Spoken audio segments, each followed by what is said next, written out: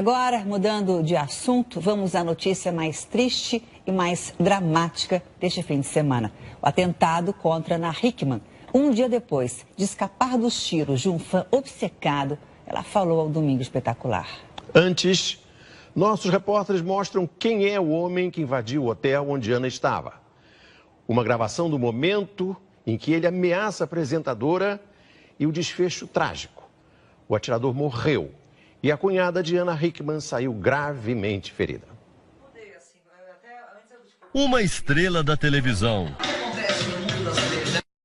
Um fã enlouquecido. Uma história de obsessão sem precedentes no Brasil termina de forma trágica. O cenário, este hotel de luxo, numa região nobre de Belo Horizonte. Ana Hickman chegou aqui ao meio-dia de sábado para um evento de moda. Na tarde anterior, se hospedou Rodrigo Augusto de Pádua, de 30 anos. Ele não conhecia pessoalmente a apresentadora, mas em delírio acreditava ter um relacionamento com ela. O evento de Ana Hickman seria às 3 da tarde. Enquanto se arrumava, ela publicou esse vídeo na internet. Gente, tô aqui no hotel, terminando de me preparar, maquiagem tá quase pronta. 15 minutos depois, ela seria vítima de uma tentativa de assassinato. Por volta da 1h30 da tarde, Rodrigo rende Gustavo, sócio e cunhado da apresentadora, no elevador. Ele tinha um revólver. Gustavo é obrigado a levar Rodrigo até o apartamento de Ana Hickman. Os dois entram. No quarto estavam Ana Hickman e Giovana, mulher de Gustavo.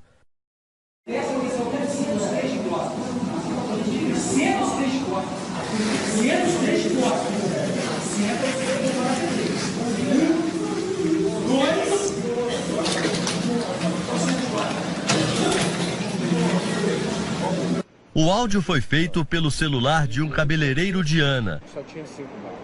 Ele estava fora do quarto e começou a gravar antes de chamar a segurança. De cara, uma contradição. Rodrigo diz que não vai matar ninguém, mas pede que Ana, o cunhado e a mulher dele fiquem em uma posição típica de execução. Eu não vou tirar você, eu quero que você sente, eu não vou tirar você,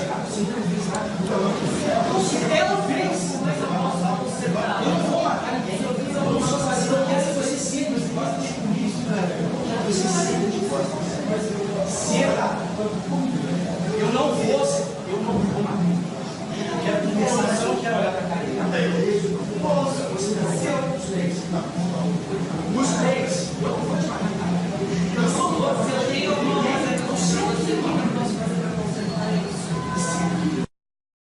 O comportamento obsessivo de Rodrigo em relação a Ana Hickman fica claro em alguns trechos. Eu sou um ser humano, cretino. Eu sou um ser humano, eu tenho coração, eu te falei. Eu jamais tive seu coração. Palhaçada vai ser de então, você sabe, você tem um tom. Aqui, Rodrigo demonstra, sem sombra de dúvida, que não conhece Ana e sabe pouco sobre a vida particular dela. Deus é tão bom comigo em uma cidade de 3 milhões de habitantes. Ele me mostrou aonde você estaria, me mostrou onde você estaria, que horas você chegaria, aonde de joguinho que você iria, de tão bom que é comigo, e eu não sou assassino. Tem você, mentira, tem todo o amor do time. No caso dele... Este psiquiatra explica como a fixação doentia por um ídolo cria um mundo em que o fã não consegue mais separar ilusão de realidade. Foi num momento de tensão, mas algumas falas dele indicam que ele estava psicótico ou que ele tinha distorção das suas ideias, tendo um delírio. Principalmente quando ele fala que Deus é que deu o caminho para ele chegar até a Ana, e quando ele se refere a Ana como alguém que tem um dom, sugerindo que ela controlava toda a situação que ele estava vivendo de dor a ponto de fazer mal. A gravação é interrompida e não registra o triste desfecho. Rodrigo atira e acerta Giovana. Gustavo, o cunhado da apresentadora, reage. Começa a lutar com o agressor. Na briga, ele tira o revólver e atira. Rodrigo morre no local com 2 tiros na nuca e 1 no braço. A Polícia Militar foi acionada por volta das 14 horas. Em 10 minutos chegou ao hotel. No hotel, identificou que um cidadão teria avisado da morte de um indivíduo e entregue a arma na recepção. A Polícia Militar de imediato subiu, tomou os procedimentos de praxe e de isolamento do local e começou a averiguar as informações. A Polícia Civil de Minas trata o caso como legítima defesa, situação em que a vítima é obrigada a reagir para não morrer.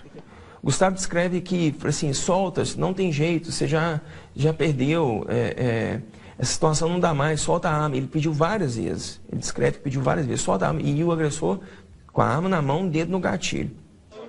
O irmão do agressor chegou ao hotel junto com a perícia. A cena registra o momento em que ele descobre o que tinha acontecido. Seu irmão tinha algum quadro? Não, ele tinha, ele já vive dentro de casa há muito tempo, mas ele era uma pessoa muito boa. Sempre acompanhou a Ana? Nunca. Nós descobrimos que ele era fã dela agora há pouco tempo. Mas ele tomava remédios? Não, ele só ficava dentro de casa, ele era um menino muito reservado. 30 anos. E a profissão? Ele não estava trabalhando. Ele já tinha problemas, transtornos psicológicos? Meu irmão sempre foi uma pessoa muito normal. Ele nunca... Você imaginava que poderia fazer Nunca, jamais, meu irmão, não. Como é que você ficou sabendo da notícia? Nós descobrimos pelo Instagram as mensagens que ele estava mandando para ela. A imagem de Rodrigo como uma pessoa tranquila contrasta com a gravação. Por um lado, ele quer ser agressivo e, por outro lado, ele tem uma grande paixão por ela. Isso é típico desse momento da doença. A conversa foi gravada pelo cabeleireiro Júlio Figueiredo, que mora em Belo Horizonte, mas tinha sido contratado para trabalhar com a Ana Hickman naquela tarde. Você ficou atrás da porta? Fiquei atrás da porta, né? Ouvindo tudo que estava acontecendo e tive a ideia de gravar, né? Até a hora que eu vi que eles alteraram demais, que já estava ficando meio que, sei lá, ele pediu eles para ficarem de costas, aí eu achei que fosse, né, acontecer alguma coisa pior e saí e fui chamar a segurança do hotel. Para o cabeleireiro, o homem que atacou a apresentadora já chegou ao hotel com uma missão definida. Seria matar os 3 e suicidar. Quando ele pediu eles para ficarem de costas, e outra, ele não ia, né, sair dali de forma alguma. Hein? Foi do cabeleireiro também a missão de socorrer Giovana. Vinha correndo junto com a Ana, mas ela falou que estava sentindo muita dor na perna, né? Conseguiu correr, caiu. Aí eu puxei ela, né? Acho na hora de ter falta força. Vim puxando ela e até entrei no elevador de serviço. De táxi, o cabeleireiro trouxe Giovana aqui para este hospital particular. Ela chegou em estado grave, foi operada e segue sem previsão de alta. Giovana levou um tiro que entrou pelo abdômen, desceu e foi parar na perna. Ela deve passar por outra cirurgia para a retirada da bala, que continua alojada no fêmur. Ainda em estado de choque, Gustavo não quis gravar a entrevista. Segura, né, o tambor. Ferido na mão e no cotovelo, ele conversou conosco no hotel. Disse que Ana Hickman desmaiou quando o agressor anunciou que ia matar os 3 e que reagiu ao ouvir o primeiro tiro. Eu mordi aqui. A apresentadora estava no apartamento 912, Rodrigo no 1305. A polícia agora quer saber como ele descobriu o andar onde Ana Hickman estava hospedada e investiga a suspeita de que algum funcionário do hotel tenha passado a informação. Acompanhada do marido, Ana Hickman foi à delegacia prestar depoimento. Os investigadores apuraram que o fã obcecado seguia todos os passos dela nas redes sociais. Antes de sair de casa, a apresentadora postou o primeiro vídeo do dia. Ó, maridão que acordou para fazer o café. No aeroporto, mais uma publicação. Mais uma viagem aqui com o Super Gustavinho, a cara de felicidade dele. E a Gi, todo mundo junto. E já no hotel, a última, 15 minutos antes do ataque. Ana e o marido jamais poderiam desconfiar que um fã poderia cometer um ato de loucura. A Ana Hickman tem 17 milhões de seguidores em rede social. É óbvio que de tudo acontece. Só que a gente não acredita no mal. A partir de hoje, nós passamos a acreditar no mal. Na loucura, na paranoia, né? E na premeditação. A investigação do caso deve ser rápida. A polícia não viu contradição nos 4 depoimentos prestados até agora. Ana Hickman, Gustavo, o cabeleireiro Júlio e o primeiro policial a chegar ao hotel contam a mesma versão. O delegado responsável pelo caso não tem dúvidas de que foi uma ação premeditada, a começar pelo fato de o agressor ter um irmão que mora em Belo Horizonte e ainda assim preferir se hospedar num hotel.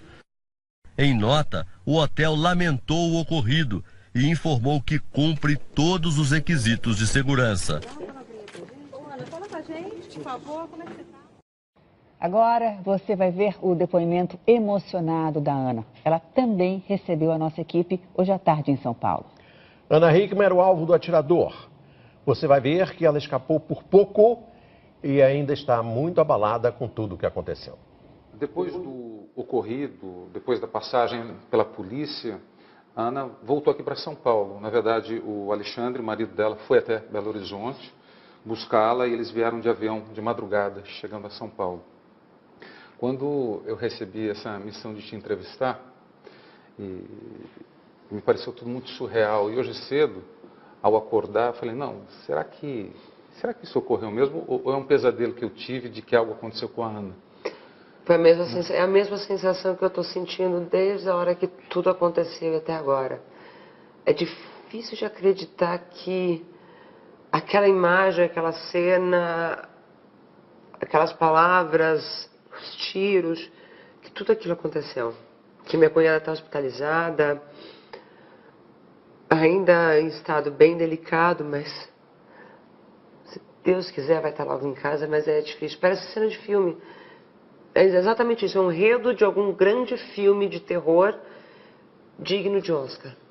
E faz menos de 24 horas. Menos, menos de 24 horas. Você conseguiria, apesar do choque, apesar de tudo o que foi, fazer uma descrição objetiva do que aconteceu naquele hotel, a começar do momento em que o rapaz armado entrou?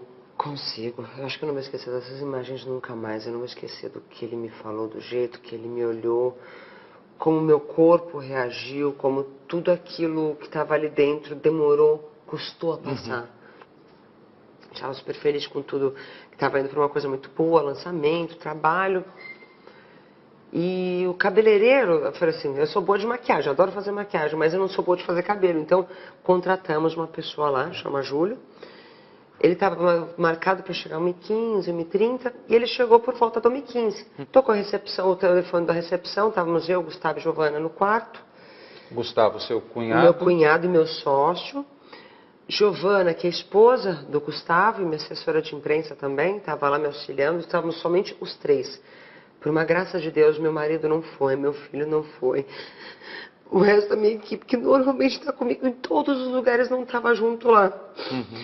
O Gustavo desceu porque ele falou assim, o Júlio vai subir e eu vou entregar para a André, que é a nossa outra funcionária, que estava acompanhando o trabalho todo, estava na recepção. Nós tínhamos que entregar um material que estava com a gente em 2 malas, 2 malas de mão, ele ia descer. Falou, então eu vou lá encontrar com a André e o Júlio sobe. Tá bom. Ele pegou as malas, saiu, eu fechei a porta, deu uma questão de uma fração de segundos, eu não sei dizer exatamente o tempo, alguém bateu a porta de novo. Falei, é o Júlio. Subiu. Quando eu abri a porta, era o meu cunhado. E olhou para mim e falou, Ana, entra, tem um cara atrás de mim. E o rapaz entrou com a arma apontada na nuca dele. E assim que o Gustavo deu os 2 primeiros passos para dentro do quarto, ele voltou a arma para mim. e falou: eu vim me acertar com você, sua vagabunda. Nossa.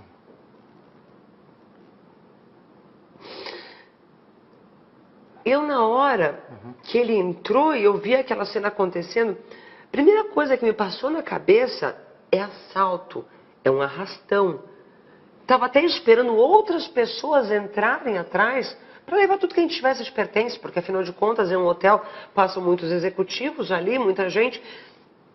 Eu estava assim, estava pronta para falar: tem celular, tem 4, 5 celulares aqui, tem computador, leva tudo, pode levar, leva material, leva tudo. Eu estava pronta para fazer isso. Mantive a calma.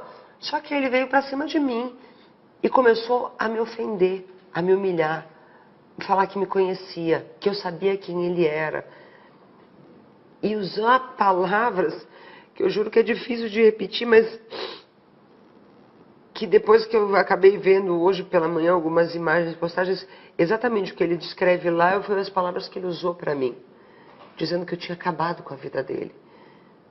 Ele veio determinado para me matar naquela hora. Eu tinha certeza que ele veio para acabar comigo. A hora que ele entrou, aí ele foi para um lado do quarto e fez com que eu e meu cunhado e minha cunhada fôssemos para o outro lado da cama. Era um quarto muito pequeno, tinha uma cama de casal. Sim.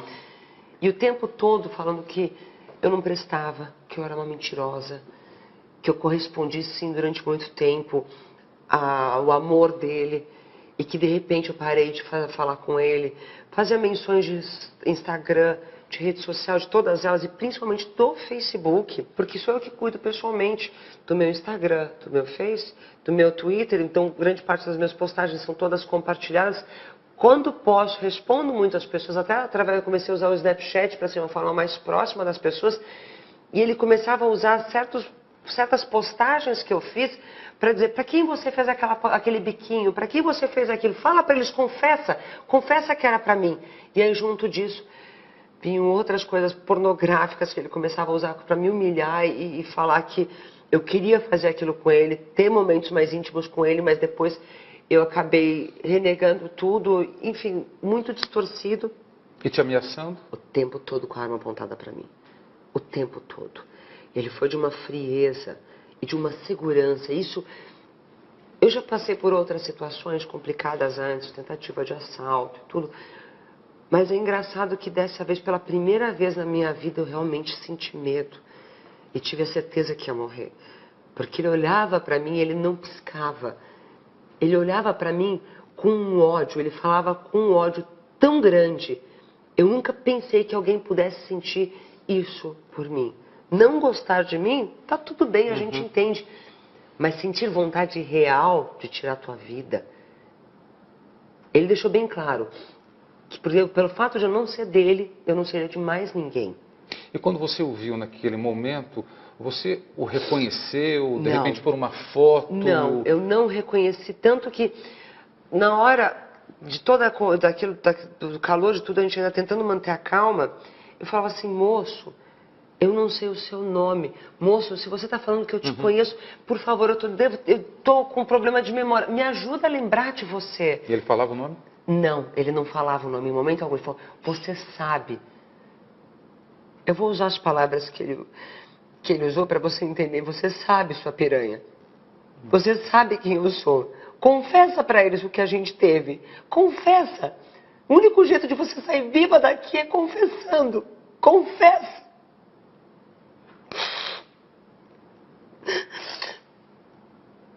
E diversas vezes eu tentei argumentar e falar: moço, eu não te conheço, moço, eu não sei do que você está falando. Pelo amor de Deus, eu tenho um filho pequeno. O seu filho, o Alexandre, ele é um anjo, mas você é uma vagabunda, você é uma piranha, uma mentirosa. Você merece morrer. Ana, nesse momento, vocês estavam de frente um para o outro? Sentados na cama, eu sentada no meio, a minha cunhada aqui, e meu cunhado aqui na ponta da cama. Ele o tempo todo pedia para que a gente ficasse de costas para ele. Ele estava? Aqui, do outro lado da cama. Ele ficava entre a cama na frente dele e de costas para a janela. E ele sempre apontando a arma para mim, o tempo todo. E aí eu me virava para poder falar com ele, e ele insistia que eu virasse de costas, mas eu não queria dar as costas para ele porque eu não sabia o que ele ia fazer. E meu cunhado ao mesmo tempo também. A minha cunhada ao meu lado, rezando o tempo todo, pedindo para que nada acontecesse. Só que chegou uma certa altura que eu comecei a ficar muito nervosa, eu não conseguia ter mais argumento com ele. E meu cunhado continuava a conversar com ele. Não faça isso, moço. Tá vendo, o telefone tá tocando, todo mundo sabe que a gente tá aqui. A polícia vai chegar daqui a pouco, não faz isso com a sua vida. E aí ele falava assim, realmente eu não tenho passagem pela polícia, eu nunca fiz, mas ela desgraçou a minha vida, ela acabou comigo. Só que no que eu me virei a última vez para olhar para ele, ele apontou a arma para mim, exatamente na direção da minha cabeça. Nossa, e puxou o gatilho do 38. No que ele fez isso, eu perdi o controle do meu corpo totalmente e eu não sei se eu desmaiei, o que aconteceu, eu perdi a noção do meu corpo, mas eu escutava tudo o que acontecia. E eu caí para cima da cama. E eu acho que eu caí para cima do colo da minha cunhada. Caí como se eu tivesse caída assim, desse jeito. E é nessa hora que ele vem e aponta para minha cabeça. E dispara. E dispara por 2 vezes. Só que pelo jeito que o tiro passou do meu lado e pegou na minha cunhada, ela deve ter feito um movimento com o corpo para me proteger. Eu não consigo imaginar de outro jeito, porque o Gustavo falou assim, Ana, ele apontou para tua cabeça. Ele ia te matar a queima-roupa. Ele queria acabar com você. Não é que ele foi para qualquer outra parte do seu corpo, ele foi para sua cabeça. Eu estava apagada, mas eu escutava tudo, eu escutava os xingamentos dele, escutava tudo. E eu escutei, eu levantei com estrondo e com um quente no meu rosto. Tão forte. E no que eu levantei, eu vejo a minha cunhada levantando do meu lado e correr. E eu me viro para trás e vejo meu cunhado avançando em cima dele, segurando a arma. E só gritando, corre! Nossa, Ana. Você chegou a escutar quantos disparos? Os 2 primeiros tiros eu ouvi. Que ele disparou. Que pegaram minha cunhada.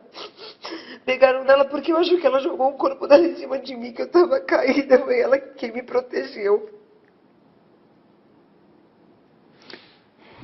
Quer parar um pouquinho, Ana? Ou vamos tentar? Vamos? Não. Ai, desculpa, porque começa a voltar o filme na cabeça. E aí vem aquela situação e eu não sabia o que fazer. Quando eu vi minha cunhada correr, ele gritou, corre! A gente saiu porque a minha intenção era sair de lá e chamar ajuda. Aí quando a gente saiu no corredor, a Giovana estava na minha frente, a gente começou a se olhar para ver se tinha sangue. Eu não vi nada no meu corpo e eu olhei para minha cunhada, que ela estava com uma blusa escura e calça preta e tênis preto, eu também não vi nada. Só que eu acho que por ser mais rápida, eu acabei passando na frente de 2 vultos e escutei uma voz falando, Ana, vem para cá. Obrigada. Ana, vem para cá. Era o Júlio e um funcionário do hotel. Esse funcionário do hotel me pegou pelo braço e falou, Ana, vem pra cá, você tem que sair daqui, você tem que sair daqui. E me puxou para a escada e eu falei, a Giovana. Quando eu olhei para trás, não vi mais Giovana. E também não vi mais o Júlio. Ele me desceu para o 8º andar e abriu um quarto que estava fechado, que estava para ser arrumado, e me botou lá dentro. Falou, senhora, fica aqui que eu vou buscar ajuda. Aí eu não sei mais o que aconteceu. Em algum instante, nessa meia hora que vocês estiveram dentro do quarto, você ligou essa pessoa a um suposto fã que você tivesse bloqueado numa rede social? Na hora, eu juro que eu tentei buscar. Porque assim, eu conheço muita gente. O pessoal de fã-clube sabe que eu sempre sou muito aberta, eu sempre fui muito respeitada pelas pessoas. E um costume que eu tenho com qualquer pessoa que diga alguma ofensa, algum palavrão, algo que me magoe, ou que faça mal para quem está ao meu redor, para minha família, qual que é o meu procedimento? É não responder, é bloquear esta pessoa e apagar o comentário porque eu acho desnecessário. Eu vejo rede social como uma forma de você interagir com as pessoas de uma forma positiva, para você aprender, para você ter amigos. Para isso que se serve rede social. E eu posto coisas da minha vida, sim, porque é uma forma de mostrar alegria para as pessoas. O meu trabalho faz isso. Se eu for me esconder dos outros, então eu tenho que mudar de profissão. Eu nunca vi maldade nisso. Apesar de todo mundo sempre ter me dito, Ana, presta atenção, cuidado. Meu marido sempre, Ana, não sai sozinha, Ana, não faça isso, Ana, não faça aquilo. Você está se expondo demais. Eu falei, amor, Não é possível. Eu posso até ser assaltada lá fora, mas eu tenho certeza que ninguém vai chegar a ponto de tanta maldade. Eu não consegui nunca pensar que alguém fosse capaz de ser tão mal assim. Diante do que poderia ter acontecido e observando hoje o que aconteceu, né? Você foi salva ali por um... Eu fui salva pelo meu cunhado, pelas pessoas que estavam ao meu redor e porque tem alguém lá em cima que gosta muito da gente. Você chama de Papai do Céu, né? Papai do Céu realmente, mais uma vez, me protegeu, mas de uma forma que eu vou te falar. Se não fosse meu cunhado, se não fosse o Gustavo segurar ele, dá tempo da gente fugir. O meu marido não tinha ido me buscar do jeito que eu estava. Ele tinha ido buscar 3 sacos de ML para enterrar aqui.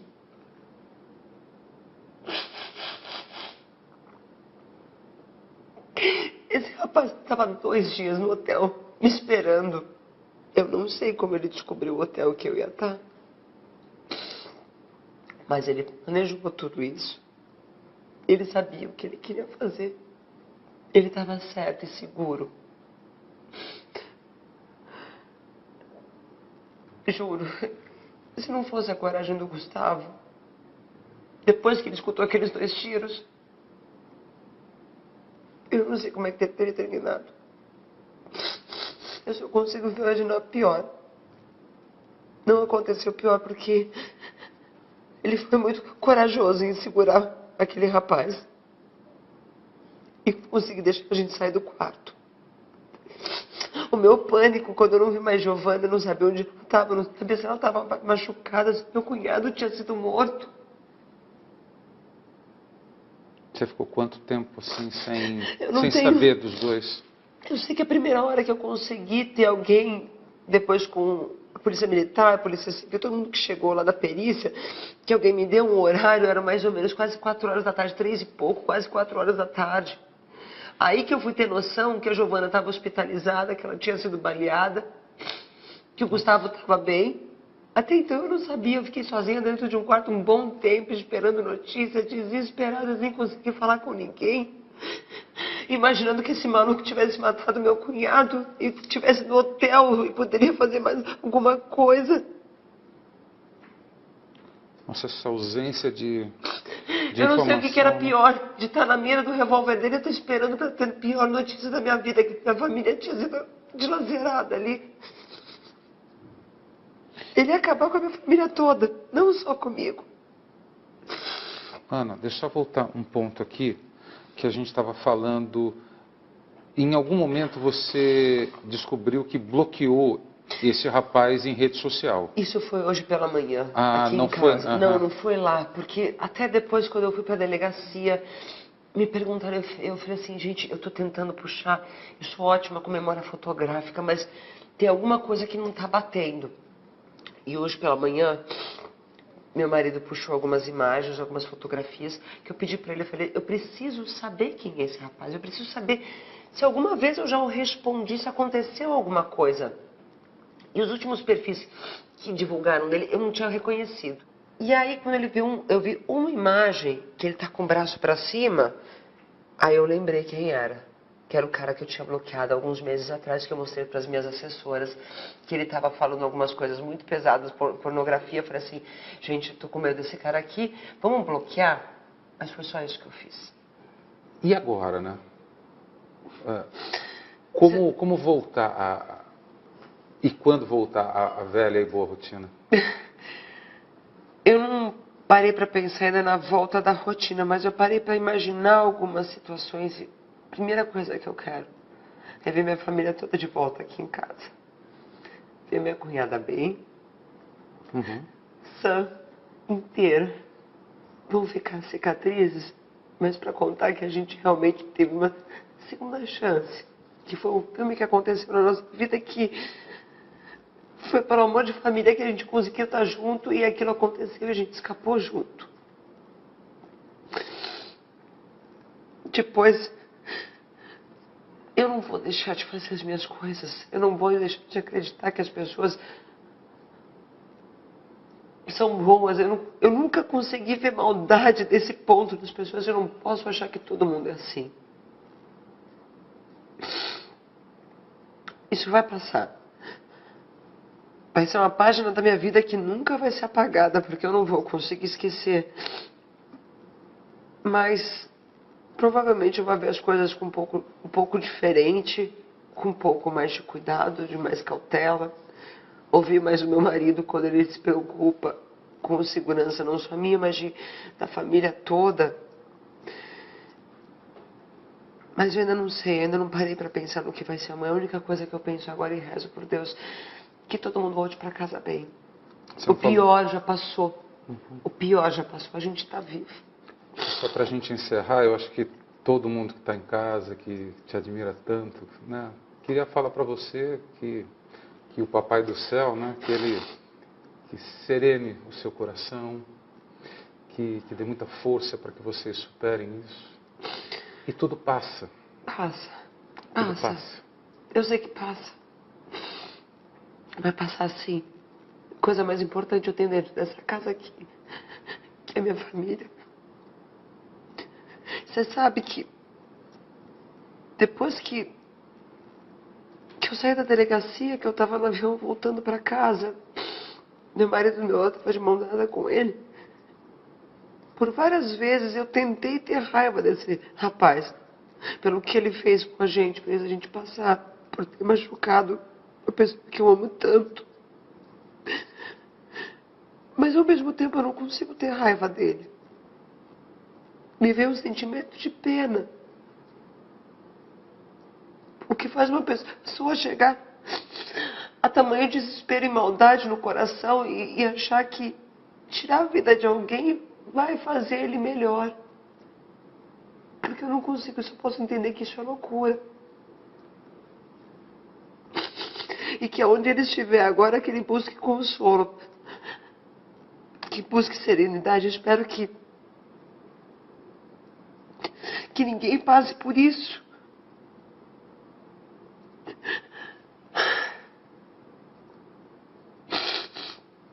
Eu só quero ter todo mundo aqui na minha casa de novo, como sempre foi. Quero voltar para o meu programa. Aliás, eu quero agradecer todas as mensagens que eu recebi nessas últimas horas, desde ontem.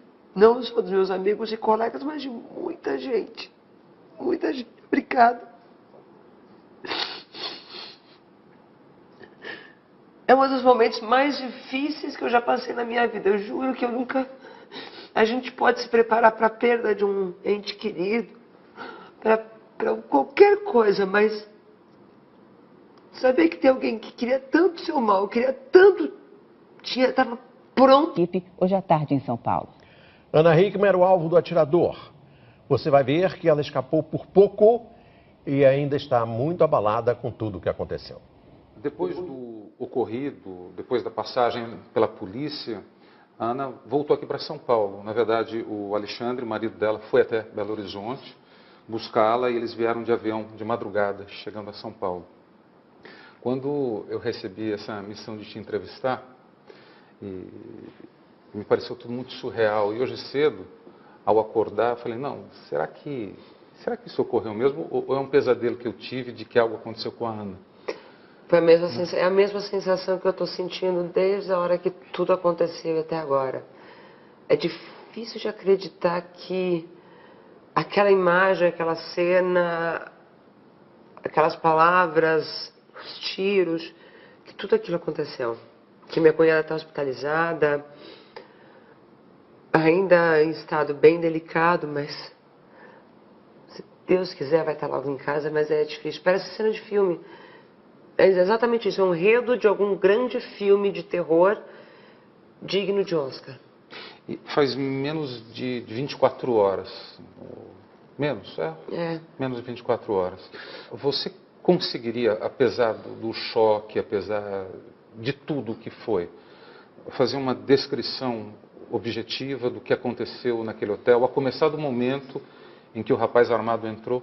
Consigo. Eu acho que eu não vou esquecer dessas imagens nunca mais. Eu não vou esquecer do que ele me falou, do jeito que ele me olhou, como meu corpo reagiu, como tudo aquilo que estava ali dentro demorou, custou a passar. Estava super feliz com tudo, que estava indo para uma coisa muito boa, lançamento, trabalho. E o cabeleireiro, eu falei assim, eu sou boa de maquiagem, adoro fazer maquiagem, mas eu não sou boa de fazer cabelo. Então, contratamos uma pessoa lá, chama Júlio. Ele estava marcado para chegar 1h15, 1h30, e ele chegou por volta do 1h15. Tocou a recepção, o telefone da recepção, estávamos eu, Gustavo e Giovana no quarto. Gustavo, seu cunhado? Meu cunhado e meu sócio. Giovana, que é esposa do Gustavo e minha assessora de imprensa também, estava lá me auxiliando, estávamos somente os três. Por uma graça de Deus, meu marido não foi, meu filho não foi. O resto da minha equipe, que normalmente está comigo em todos os lugares, não estava junto lá. O Gustavo desceu porque ele falou assim, o Júlio vai subir e eu vou entregar para a André, que é a nossa outra funcionária, que estava acompanhando o trabalho todo, estava na recepção. Nós tínhamos que entregar um material que estava com a gente em duas malas de mão, ele ia descer. Falou, então eu vou lá encontrar com o André e o Júlio sobe. Tá bom. Ele pegou as malas, saiu, eu fechei a porta, deu uma questão de uma fração de segundos, eu não sei dizer exatamente o tempo, alguém bateu a porta de novo. Falei, é o Júlio. Subiu. Quando eu abri a porta, era o meu cunhado. E olhou para mim e falou, Ana, entra, tem um cara atrás de mim. E o rapaz entrou com a arma apontada na nuca dele. E assim que o Gustavo deu os 2 primeiros passos para dentro do quarto, ele voltou a arma para mim. E falou, eu vim me acertar com você, sua vagabunda. Nossa.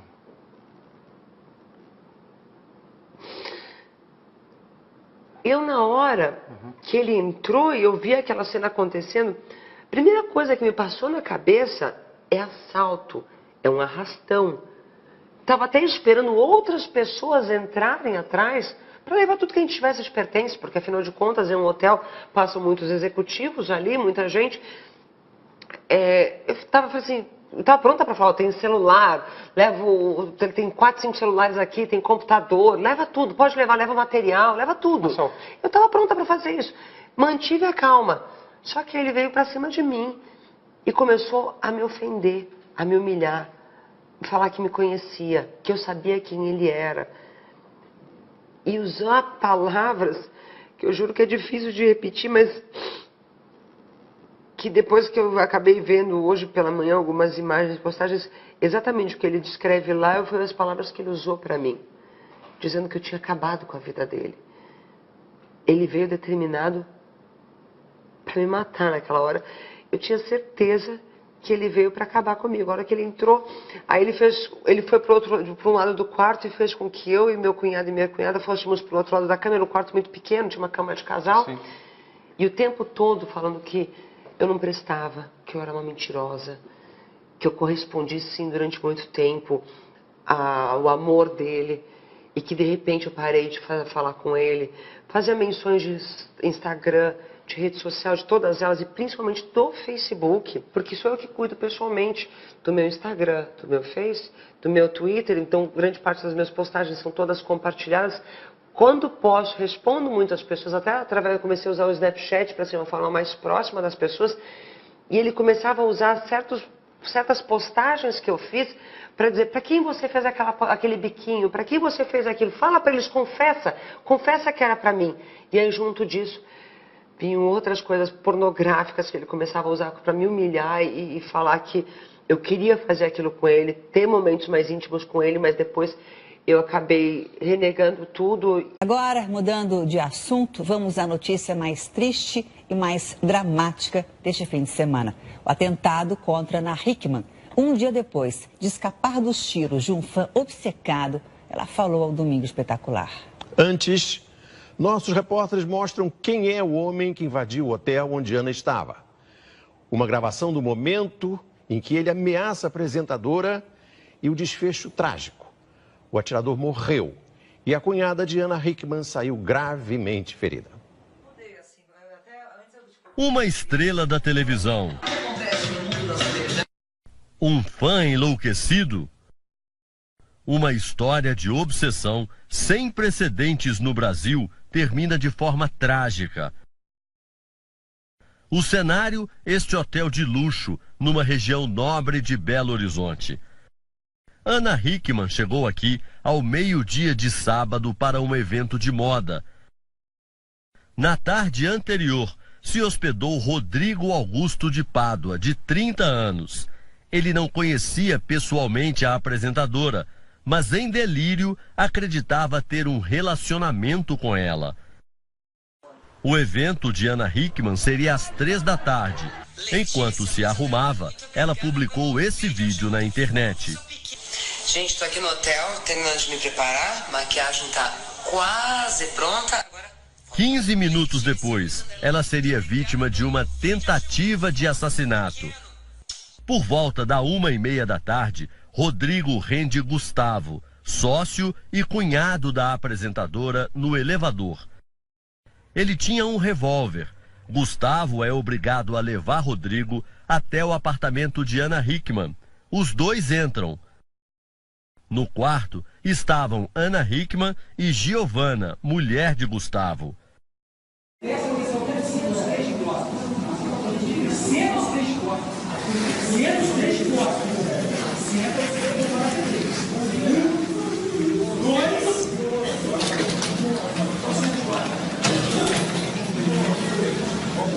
O áudio foi feito pelo celular de um cabeleireiro de Ana. Ele estava fora do quarto e começou a gravar antes de chamar a segurança. De cara, uma contradição. Rodrigo diz que não vai matar ninguém, mas pede que Ana, o cunhado e a mulher dele fiquem em uma posição típica de execução. Eu não vou tirar você, eu quero que você sente, eu não vou tirar você. Ela fez, mas eu não vou matar ninguém. Eu quero que você sinta, você gosta de isso, você sente de força.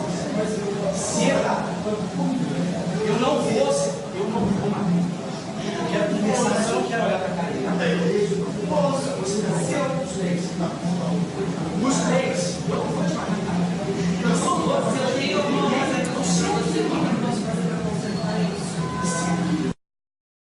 O comportamento obsessivo de Rodrigo em relação a Ana Hickman fica claro em alguns trechos.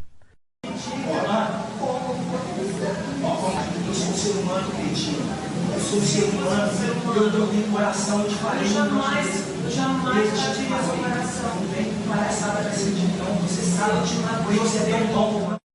Aqui, Rodrigo demonstra, sem sombra de dúvida, que não conhece Ana e sabe pouco sobre a vida particular dela. Deus é tão bom comigo, em uma cidade de 3 milhões de habitantes. Ele me mostrou aonde você estaria, ele mostrou onde você estaria, que horas você chegaria, aonde de joguinho que você via, de tão bom que é comigo, eu não sou assassino. Tem noção de mentira, tem todo o amor do time. No caso dele... Este psiquiatra explica como a fixação doentia por um ídolo cria um mundo em que o fã não consegue mais separar ilusão de realidade. Foi num momento de tensão, mas algumas falas dele indicam que ele estava psicótico ou que ele tinha distorção das suas ideias, tendo um delírio. Principalmente quando ele fala que Deus é que deu o caminho para ele chegar até a Ana, e quando ele se refere a Ana como alguém que tem um dom, sugerindo que ela controlava toda a situação que ele estava vivendo de dor a ponto de fazer mal. A gravação é interrompida e não registra o triste desfecho. Rodrigo atira e acerta Giovana. Gustavo, o cunhado da apresentadora, reage. Começa a lutar com o agressor. Na briga, ele tira o revólver e atira. Rodrigo morre no local com 2 tiros na nuca e 1 no braço. A polícia militar foi acionada por volta das 14 horas. Em 10 minutos chegou ao hotel. No hotel, identificou que um cidadão teria avisado da morte de um indivíduo entregue a arma na recepção. A polícia militar de imediato subiu, tomou os procedimentos de praxe e de isolamento do local e começou a averiguar. Giovana, quando eu olhei para trás não vi mais Giovana e também não vi mais o Júlio. Ele me desceu para o 8º andar e abriu um quarto que estava fechado, que estava para ser arrumado, e me botou lá dentro. Falou, senhora, fica aqui que eu vou buscar ajuda. Eu não sei mais o que aconteceu. Em algum instante, nessa meia hora que vocês estiveram dentro do quarto, você ligou essa pessoa a um suposto fã que você tivesse bloqueado numa rede social? Na hora, eu juro que eu tentei buscar, porque assim, eu conheço muita gente. O pessoal de fã-clube sabe que eu sempre sou muito aberta, eu sempre fui muito respeitada pelas pessoas. E um costume que eu tenho com qualquer pessoa que diga alguma ofensa, algum palavrão, algo que me magoe, ou que faça mal para quem está ao meu redor, para minha família, qual que é o meu procedimento? É não responder, é bloquear esta pessoa e apagar o comentário porque eu acho desnecessário. Eu vejo rede social como uma forma de você interagir com as pessoas de uma forma positiva, para você aprender, para você ter amigos. Para isso que se serve rede social. E eu posto coisas da minha vida, sim, porque é uma forma de mostrar alegria para as pessoas. O meu trabalho faz isso. Se eu for me esconder dos outros, então eu tenho que mudar de profissão. Eu nunca vi maldade nisso. Apesar de todo mundo sempre ter me dito, Ana, presta atenção, cuidado. Meu marido sempre, Ana, não sai sozinha, Ana, não faça isso, Ana, não faça aquilo. Você está se expondo demais. Eu falei, amor, não é possível. Eu posso até ser assaltada lá fora, mas eu tenho certeza que ninguém vai chegar a ponto de tanta maldade. Eu não consegui nunca pensar que alguém fosse capaz de ser tão mal assim. Diante do que poderia ter acontecido e observando hoje o que aconteceu, né? Você foi salva ali por um... Eu fui salva pelo meu cunhado, pelas pessoas que estavam ao meu redor e porque tem alguém ali em cima que gosta muito da gente. Você chama de Papai do Céu, né? Papai do Céu realmente, mais uma vez, me protegeu, mas de uma forma que eu vou te falar. Se não fosse meu cunhado, se não fosse o Gustavo segurar ele, dá tempo da gente fugir. Meu marido não tinha ido me buscar do jeito que eu estava. Ele tinha ido buscar 3 sacos de ml para enterrar aqui.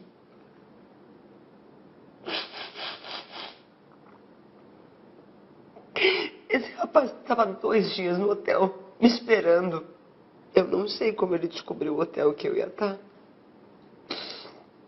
Mas ele planejou tudo isso. Ele sabia o que ele queria fazer. Ele estava certo e seguro. Juro, se não fosse a coragem do Gustavo, depois que ele escutou aqueles 2 tiros, eu não sei como é que teria terminado. Eu só consigo imaginar o pior.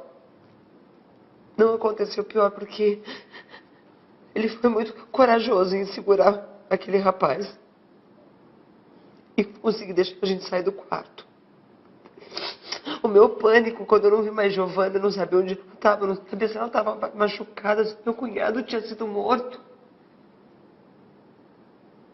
Você ficou quanto tempo assim sem saber dos 2? Eu sei que a primeira hora que eu consegui ter alguém, depois com a polícia militar, a polícia civil, todo mundo que chegou lá da perícia, que alguém me deu um horário, era mais ou menos quase 4 horas da tarde, 3 e pouco, quase 4 horas da tarde. Aí que eu fui ter noção que a Giovana estava hospitalizada, que ela tinha sido baleada, que o Gustavo estava bem. Até então eu não sabia, eu fiquei sozinha dentro de um quarto um bom tempo, esperando notícias, desesperada, sem conseguir falar com ninguém. Imaginando que esse maluco tivesse matado meu cunhado e estivesse no hotel e poderia fazer mais alguma coisa. Nossa, essa ausência de eu não sei o que era pior, de estar na mira do revólver dele e estar esperando para ter a pior notícia da minha vida, que minha família tinha sido dilacerada ali. Ele ia acabar com a minha família toda, não só comigo. Ana, deixa eu voltar um ponto aqui, que a gente estava falando. Em algum momento você descobriu que bloqueou esse rapaz em rede social. Isso foi hoje pela manhã, aqui não em casa. Foi? Não foi lá, porque até depois, quando eu fui para a delegacia, me perguntaram, eu falei assim, gente, eu estou tentando puxar, eu sou ótima com memória fotográfica, mas tem alguma coisa que não está batendo. E hoje pela manhã, meu marido puxou algumas imagens, algumas fotografias, que eu pedi para ele, eu falei, eu preciso saber quem é esse rapaz, eu preciso saber se alguma vez eu já o respondi, se aconteceu alguma coisa. E os últimos perfis que divulgaram dele, eu não tinha reconhecido. E aí, quando eu vi uma imagem que ele tá com o braço para cima, aí eu lembrei quem era. Que era o cara que eu tinha bloqueado alguns meses atrás, que eu mostrei para as minhas assessoras, que ele estava falando algumas coisas muito pesadas, pornografia. Eu falei assim, gente, eu tô com medo desse cara aqui, vamos bloquear? Mas foi só isso que eu fiz. E agora, né? Como voltar e quando voltar? Enfim, muito distorcido. E te ameaçando? O tempo todo com a arma apontada para mim. O tempo todo. Ele foi de uma frieza e de uma segurança. Isso, eu já passei por outras situações complicadas antes, tentativa de assalto e tudo. Mas é engraçado que dessa vez, pela primeira vez na minha vida, eu realmente senti medo. E tive a certeza que ia morrer. Porque ele olhava para mim e ele não piscava. Ele olhava para mim com um ódio, ele falava com um ódio tão grande. Eu nunca pensei que alguém pudesse sentir isso por mim. Não gostar de mim, tá tudo bem, a gente entende. Mas sentir vontade real de tirar a tua vida. Ele deixou bem claro que pelo fato de eu não ser dele, eu não seria de mais ninguém. E quando você o viu naquele momento, você o reconheceu, de repente por uma foto? Não, eu não reconheci, tanto que na hora de do calor de tudo, a gente ainda tentando manter a calma, eu falava assim, moço, eu não sei o seu nome. Moço, se você está falando que eu te conheço, por favor, eu tô com problema de memória. Me ajuda a lembrar de você. E ele falava o nome? Não, ele não falava o nome em momento algum. Ele falou, você sabe. Eu vou usar as palavras que ele usou para você entender. Você sabe, sua piranha. Você sabe quem eu sou. Confessa para eles o que a gente teve. Confessa. O único jeito de você sair viva daqui é confessando. Confessa.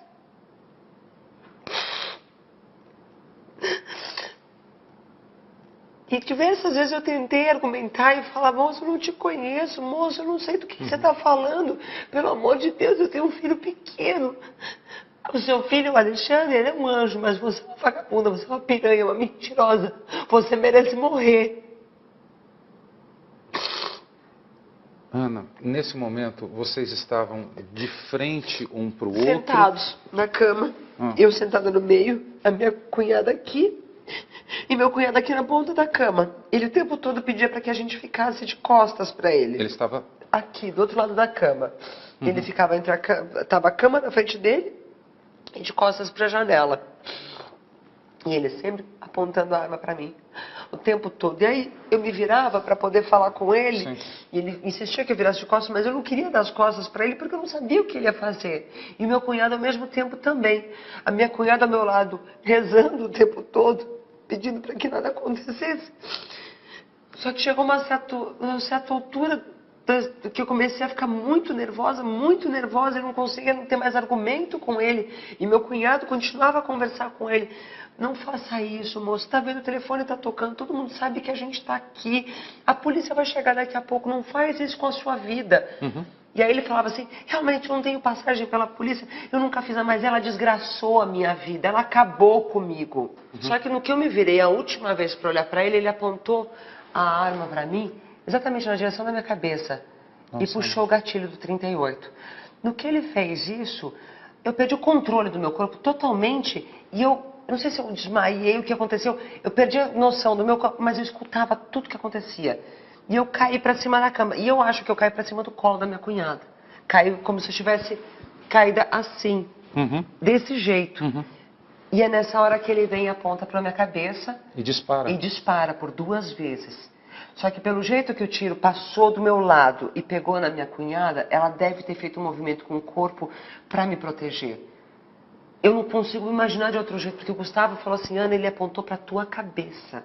Ele ia te matar a queima-roupa. Ele queria acabar com você. Não é que ele foi pra qualquer outra parte, ele foi pra sua cabeça. Eu estava apagada, mas eu escutava tudo, eu escutava os xingamentos dele, escutava tudo. E eu levantei com estrondo e com um quente no meu rosto. Tão forte.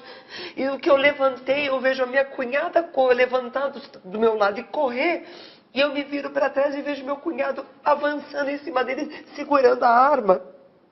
E só gritando, corre. Nossa, Ana. Você chegou a escutar quantos disparos? Os 2 primeiros tiros eu ouvi. Uhum. Que ele disparou. Que pegaram minha cunhada.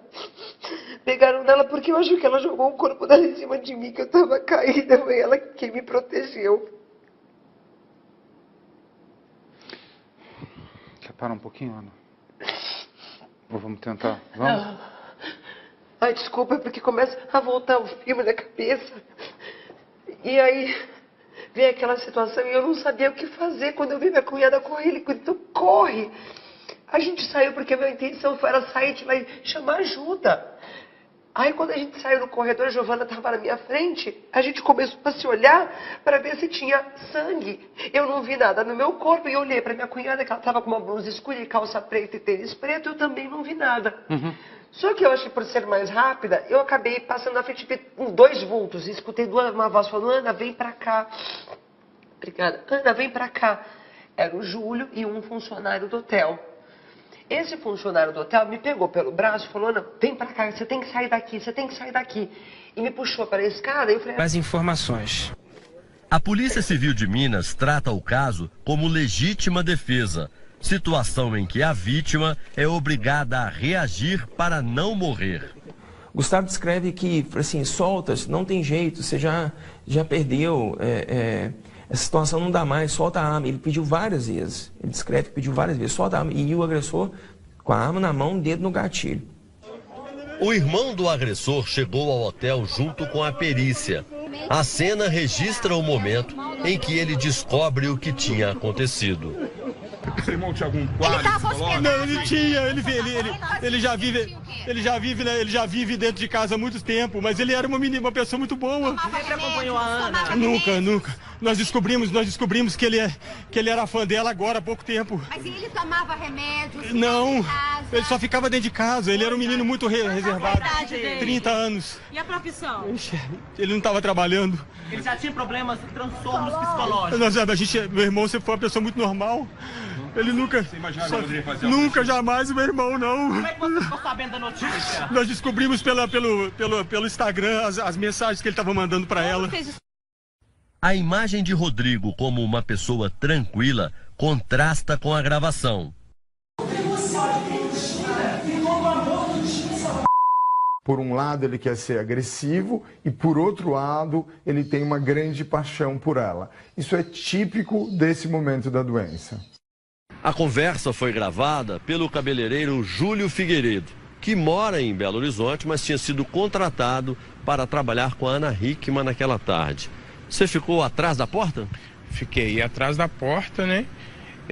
Ouvindo tudo que estava acontecendo e tive a ideia de gravar, né? Até a hora que eu vi que eles alteraram demais, que já estava ficando meio que, sei lá, ele pediu eles para ficarem de costas, aí eu achei que fosse, né, acontecer alguma coisa pior e saí e fui chamar a segurança do hotel.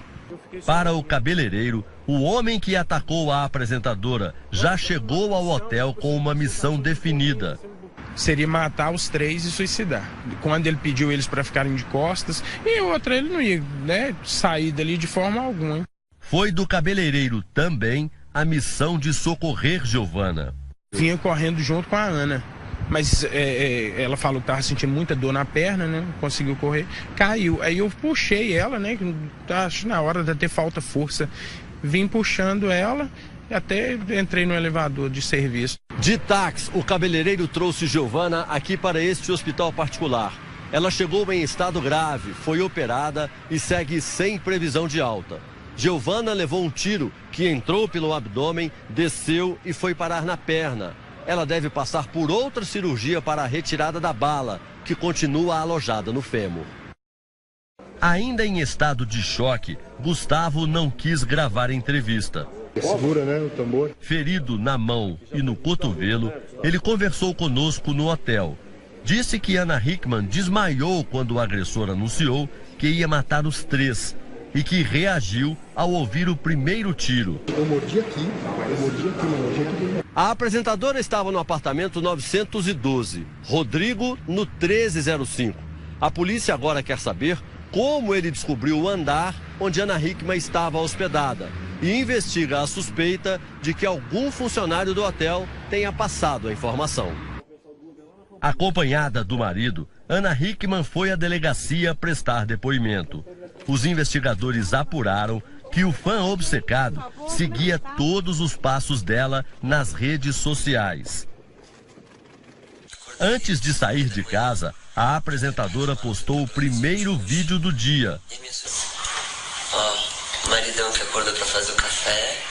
No aeroporto, mais uma publicação. Mais uma viagem aqui com o Super Gustavinho, a cara de felicidade dele. E a Gi, todo mundo junto. E já no hotel, a última, 15 minutos antes do ataque. Ana e o marido jamais poderiam desconfiar que um fã poderia cometer um ato de loucura. A Ana Hickman tem 17 milhões de seguidores em rede social. É óbvio que de tudo acontece, só que a gente não acredita no mal. A partir de hoje, nós passamos a acreditar no mal, na loucura, na paranoia, né? E na premeditação. A investigação do caso deve ser rápida. A polícia não viu contradição nos 4 depoimentos prestados até agora. Ana Hickman, Gustavo, o cabeleireiro Júlio e o primeiro policial a chegar ao hotel contam a mesma versão. O delegado responsável pelo caso não tem dúvidas de que foi uma ação premeditada, a começar pelo fato de o agressor ter um irmão que mora em Belo Horizonte e ainda assim preferir se hospedar num hotel. Em nota, o hotel lamentou o ocorrido e informou que cumpre todos os requisitos de segurança. Agora você vai ver o depoimento emocionado da Ana. Ela também recebeu a nossa equipe.